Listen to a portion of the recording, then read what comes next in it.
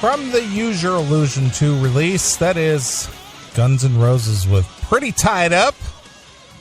It's been a pretty quick show so far, Chris. I know. We're like halfway home. We're halfway home, blowing through. It's crazy. It's good. But I wish it could go on forever. Nice. Well, our good friend Bob Nalbandian, he's been out and about. He's going to join us on the phone call here in a minute. All right. But I guess he'll give us a lowdown on what's going on with Inside Metal. Hail and kill, caller. You're on the air. Is this McNeely? It is McNeely. It's McNeely and Mick Aiken. What's up, Mick Aiken and McNeely? What is up there, Robert? How are you, sir? So I heard you've been talking a bunch of shit. About who? About the Inside Metal show. No, I'm just fucking with you. Not tonight. We've been pretty nice tonight. 20 minutes ago. I said I just tuned in about 20 minutes ago. So, well, where have you been carousing around to, Bob? You know, I drove back up today from L.A., so finally made the trek back up to Sacramento, and then I just had to take care of some stuff, and now I'm listening to the show, and I might take it easy tonight, read Chris Aiken's book a little bit later on today, and just chill. I think you took it easy last Saturday night, too, if I recall. This is true. I was still out of it, dude. I still wish I went, but I ended up crashing out at 9 o'clock. I had a horrible headache. I didn't get sleep for the past 5 days, and it just caught up with me. Well, you know, Bob, it's not like you had somebody come halfway across the country to see you or anything. It's okay. At least you got a good night's sleep. Dude, I had 6 people that traveled halfway across the country that I had to entertain, it seemed. Yeah. But that's all right. At least you got a good rest. Exactly. What a dick. Hey, I don't think Neely's complaining. He had his little cohort with him, so, I don't think he needed me cock-blocking there, so, as you put it. Well, Bob, I enjoyed the Inside Metal premiere. It was a little disorganized at first, obviously, with the lack of bartenders, actually finding the place. We got kind of lost there about 2 blocks away, but we finally found the place. But it was a nice turnout, and it was a quality production. I actually watched it on Amazon Prime today. Oh, it is available on Amazon Yeah, Prime. I watched it today. Okay. Wow. So is that just DVD 1, though? Correct. Just DVD 1. Right. Okay. Wow, that's good because, it's been kind of confusing because now they're saying, I guess, for the actual DVD is coming out, DVD 1 is coming out June 24th. We just got word. So, but I'm glad to hear it's streaming because I saw that Chris sent me that post that, so I'm thinking, how did he get that post? But Serena. Yeah, so that was that from the movie or was that from the streaming? That was from the streaming. Oh, okay, cool, man. Well, good to hear. Well, Bob, so Amazon Prime members, check it out. Well, Bob, you and I hung out a little bit on Thursday, obviously for the debut of the movie. And, you introduced me to, we talked a little bit about it earlier, that you introduced me to Gina Zamparelli. Mm-hmm. And she probably thought I was a creep because I was all over her ass. Yeah, well, you are a creep. So. And then we went to have breakfast at that all-night 24-hour cafe where there was a lot of swishy gay dudes serving the tables. Yeah, that's typical Hollywood, dude. Welcome to Hollywood. What is it after the sun goes down? All the swishy gay dudes come out. Dude, all hours of the day. You kidding me? And where you go now, it used to be just mostly, down by Santa Monica Boulevard, but they're all over. They're harmless. They're harmless. Unless, Neely gets drunk and tries to squeeze one of their asses, then they might take you home with you, Neely. So you might get lucky. You saw how much I was drinking, Bob. Yeah, you didn't have much at all. I was hoping you would come earlier. I had my buddy who came up from from the winery in Napa Valley. He's got a killer fucking winery that he's a co-owner of, and he brought a case of wine out.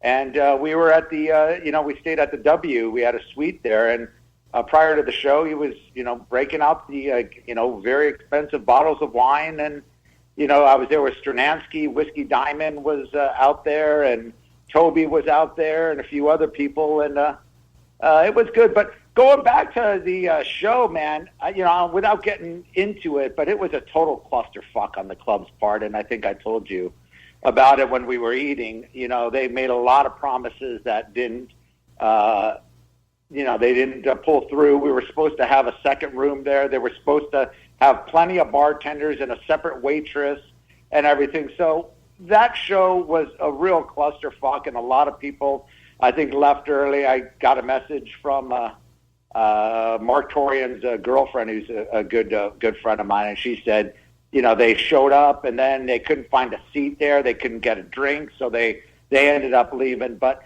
the Monday show actually was really a lot better. It was at a proper theater in North Hollywood.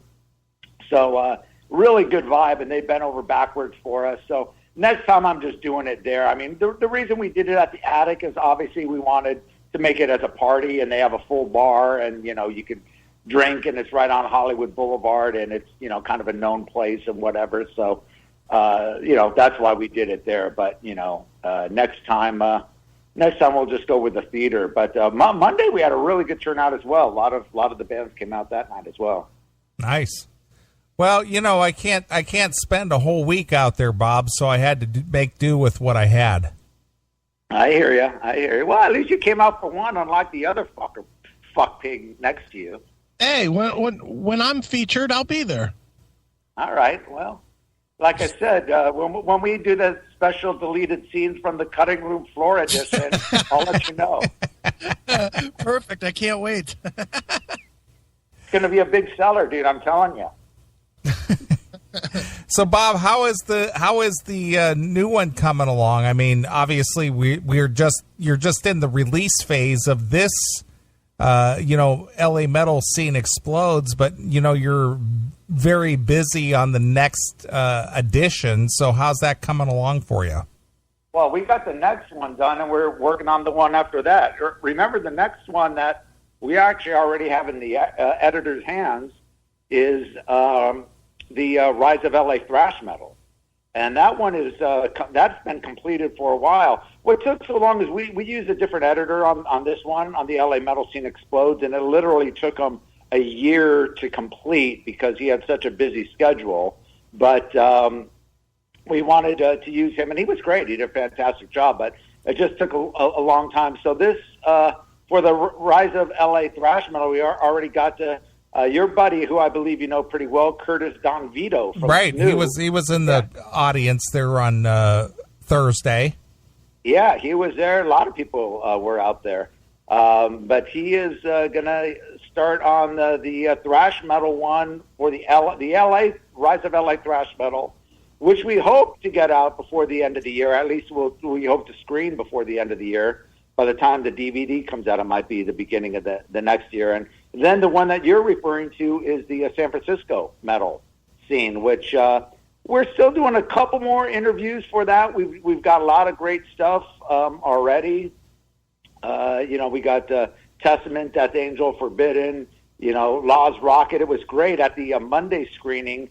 We had Michael Coons from Law's Rocket out there because he lives in L.A. now. We had Stephen Craig, the original manager from Slayer, out there, and Adam Segan, the first manager for Exodus, all in the audience, and they hadn't seen each other in like 30 years. So I said, fuck, I got to snag this opportunity, get all three of you together and do a segment for the San Francisco edition. So I had got the camera guy there, and after the movie, they let us hang out at the theater, and we interviewed the three of them, and that was really cool. So, yeah, the San Francisco one's going to be awesome. It'll be a lot of fun. Sounds like it, dude. I mean, geez, oh man, those are like some really obscure names that most people won't even remember. That's cool. That's good shit there, man. Yeah. Well, we got, and like I said, it's not just the thrash, it's the regular metal, the progressive metal bands like Anvil Chorus, of course, Vicious Rumors, Heathen, like I said, even Billy Rowe from Jet Boy. We're hoping to get Davey Vane. We're going to be getting Exodus. Got to get Exodus. And then, of course, all the people, the Ron Quintanas. We're going to be going to Vegas to shoot Mike Varney coming up. Okay. We got a shitload of people. Very good. Just remember, I get at least 2 minutes. 2 minutes of screen time. All right. I still haven't seen the footage yet. You haven't? I will bust Rob's ass tomorrow. That has to be sent to you. I did like an hour's worth of footage. Yeah. Well, I haven't seen shit yet, so I'll make sure you better get it over to Quit. Hey, by the way, I like Rob Kurd. I was just listening. The greatest thing about driving all the way back and forth, I caught up on all the CMS episodes. I heard the whole last week's session you did with Rob in the car, and it was awesome. Yeah, he's good people, man. He's a really good dude. And of course, Bill Peters, he was on a good portion of it, and Bill is, I remember Bill from way back in the day, Auburn Records. So good, good shows, man. Well, thanks. Appreciate it. Yeah, who needs Neely, man? That's what I always say. Well, that's what. His own show. Look, believe me, I wish I could have traded places with Neely last week, because as good as that show may have been, look at what he was standing next to. Yeah. Yeah. He was standing next to me the whole night. Yeah, next to Carlos Cavazo. I'm sure you went to that. Yeah, Did you have a chance to talk to Mike Inez at all there, Neely? No, he left before I got to see him, as well as Jeff Scott Soto. No, they were there actually. They might have went and came back, but they might have left during the second one, but they were there through the first one, sitting up front. I actually didn't see him, but he made comments about that. They were there, and he was there with a dude from a Japanese from Sony in Japan, and Mitch Perry was out there, and the Leatherwolf guys were there. The Butcher Babies were out there that night. It was a good. And then Monday we had a lot of press people. Even Boy from Blabbermouth came out. Andrew from Metal Assault, and Mark Ferrari was out there. Rick Fox and Betsy Bitch was out there, and Gina came out there again, and Anne Boleyn and Simon Wright, and it was a good turnout both nights. I was happy. Very cool. Well, you're getting a lot of traction with this, Bob. It's very cool that you're doing this. It's a nice undertaking, and obviously this doesn't happen without some financial backing and the desire to do it. But you fell into a good deal. Yeah, it was a lot of work, but dude, it was a lot of fun. I mean, it's just it's just a great accomplishment after it's done, and to see everyone there and everyone's so happy and stoked that it finally came out, and everyone kept saying the same thing. We had that little step and repeat where we're interviewing people, and they're all saying it's about time somebody told the real story. From the artist's point of view about what, the most comprehensive, documentary about the scene. And, that makes me feel happy, because that's basically what we were going for. And, myself and Carl Alvarez, who, worked long hours on this. And, of course, Joe Floyd, who, started out working with this. And, Carl kind of took over from that. And, the editors and everything. We spent a lot of time to get this to be the most comprehensive documentary about the LA scene. I think we've accomplished that. Sure. Well, a lot of people don't realize the time and effort and dedication and money and all the things that go into making something like this come to fruition, but it takes a lot of work. I mean, a lot of hours, a lot of time, a lot of preparation, a lot of planning. The end result obviously is what you're working for and what everybody gets to see. But a guy like you who's, busting his ass and traveling and, planning and doing all the things you got to do, it takes a lot of work. You know what the key is, though, Neely? What I found out? I don't have a wife and I don't have kids. Yeah, well, we know what that's about, right, Chris? I've heard. Well, but and I don't have a real job, so. Tell me if you're having this, Bob, because this is what I'm having now with the release of the book. You work on it for me. I worked pretty much daily for 8 months on Call Me Chris in the last year. I worked a solid 8 months, and I put it out, and it's out now, and people read it, and then they're like, "Well, when's the next one coming?" And it's like, God damn it, man! I put everything I had into this thing for almost a year, and you guys are like just hungry for the next thing immediately. Dude, yeah, you wouldn't believe how many people ask me that are featured in the thrash one. Oh, this is great! This is awesome. So when's the thrash one coming out? Yeah, exactly. Can I get that one too? Yeah, exactly. So, yeah, it's of course, people. I mean, when you're on a roll, it's great. And like I said, the thrash one, we're not going to take nearly as long because Curtis is going to start in on that right away, and then hopefully we'll get the San Francisco one out early next year because the interviews are pretty much almost done. We just have a few more to do, right. And we'll pump these ones out and see how it goes. So what happens after the thrash metal scene that you're working on currently, Bob? What happens after that? Is it over, or is there more? No,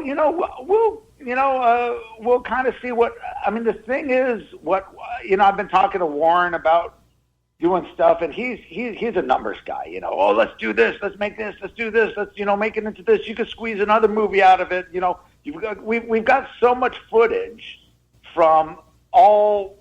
I mean, basically the L.A. ones, we just did, a ton of interviews in L.A., and we just cut them up into the 3 movies, The Pioneers and L.A. Metal Scene Explodes and Rise of L.A. Thrash Metal. And from those interviews, a lot of the San Francisco, I was smart enough to, I saw in hindsight, we could go a little further. So when I did a lot of the interviews of L.A. bands like, Metallica, who obviously, moved to San Francisco, when I interviewed Lars and David Ellison and Rocky from Suicidal and, Juan Garcia and all these, Caton from Hyrax and all these people, and Gene Hoglan, I asked them about the San Francisco scene. So all those LA guys are going to have segments in the San Francisco scene talking about, going to San Francisco the first time, coming up from LA and how the scene differed and all that. So, we've got all that, and then I was talking to Warren. We've got all this other stuff that doesn't really fit in either of these. Just about the metal underground, about the tape trading, about the early record stores, all the fanzines and all that stuff. And I said, and he's like, "Oh, dude, come on, let's put out another one about fanzines or whatever." So I might do that in the works, and that'll be just kind of a quick one, just kind of a cool, almost a bonus DVD just about the underground scene and about the fanzines and just a lot of stuff that didn't fit in these movies. We'll just do, a full underground metal DVD. Well, I see another episode for Chris Aiken to participate in since he ran a magazine for a few years himself. Absolutely. Mr. Pitriff. No, it was Music's Bottom Line. That. Music. Yeah, and right. Pit Riff too, but Music's Bottom Line was before that. It was a 24-page bi-weekly. There you go. Big bottoms. My girl's got them. Very cool. Well, we might have to do a second interview with Mr. Aiken then. Yeah, I'm so worthy. Well, Bob, your product is great. I enjoyed coming out to L.A. It was great. I like being part of the the screening and whatnot, and I anticipate participating again. And we're only 6 months away from NAMM again, unbelievably. This is true, and I have every intention of coming out for that again as well. Very cool. Well, we'll definitely have to plan on that. And I know I mentioned this during the screening. The second DVD you saw, our editor wasn't able to finish it, so we put in a lot of filler material. You probably noticed there was a lot of repeated video and and photos and stuff. So we just kind of fixed it. When you actually see DVD 2, when it gets out officially, it'll be much, much better than what you saw at the screening. Well, that's what a screening's all about, Bob, to see all the flaws. Yeah, exactly. Excellent. All right, Bob, well, why don't you tell everybody where they can find it? Obviously, it's the first part of the LA Metal Scene Explodes is currently streaming on Amazon Prime. Right? Yes. You can see it now if you want, and then you can pre-order your copy. But where is the main outlet for the stuff? Amazon's always a good outlet for a mail order. All the record stores should be getting it in, and even the Barnes and Nobles. I know with the pioneers of LA hard rock and metal, we had them in the guitar centers. And, you know, of course, the Amoebas and all those kind of independent music stores should carry it. And it will be going up on iTunes probably a week or so after the release for streaming. And also we'll be getting on a cable pay-per-view. So a lot of the pay-per-views are going to be showing it probably a week after the release as well. Nice. Well, you got a good deal going there, Bob, and we appreciate everything that you do. Well, dude, thanks for coming out. And Mr. Aiken, next time, you know, if you want to just plan a trip, like you said, just to do some drinking with Toby and I, let me know in advance when you get some time off, and we could arrange that. Well, you said the magic words, Bob. Time off. Well, I'll tell you what, this time you make the arrangements of when you could come out according to your, I think you said, didn't you say a little bit later in the year you're going to have a little bit of time? Later, you know what? We'll talk about it, but there's a really good chance that I'm going to be out on that coast anyway in September for a weekend, and maybe I'll just stay out the week, and then we'll hook up during the week because I'm supposed to go to Vegas to visit a bunch of my my Army buddies. And right on. If I'm going to be that close, I might as well come over. There you go. Well, dude, let me know. Or we could even, you know, if you give us enough notice, Toby and I could maybe even fly to Vegas. All right. Well, that could work too. That would be fun as well. Cool. Let us know. Sounds good, man. All right, Mr. Neely, it was great hanging out with you, and we'll see you again, I guess, at NAMM. Yep, absolutely. All right, guys. All right, Bob, since we're talking early or LA Metal Scene Explodes, I thought maybe we'd end this segment with some Leather Wolf. What do you think? Ah, there you go. I love this band. Nice. I love this band. Some of the guys were out at the premiere. Yeah. So I thought I'd play something from their Street Ready release. I'd play some Wicked Ways. Great song. Do it. All right, we're going to talk to Terry Illouz pretty soon here, Bob, if you're going to stick around and listen. Yeah, I will. He was actually supposed to come out one of the nights. I don't think he made it unless he snuck by on Monday, but I don't think I saw him out there. Well, he's going to stop into the show tonight live and talk about something he's got going on, so stick around.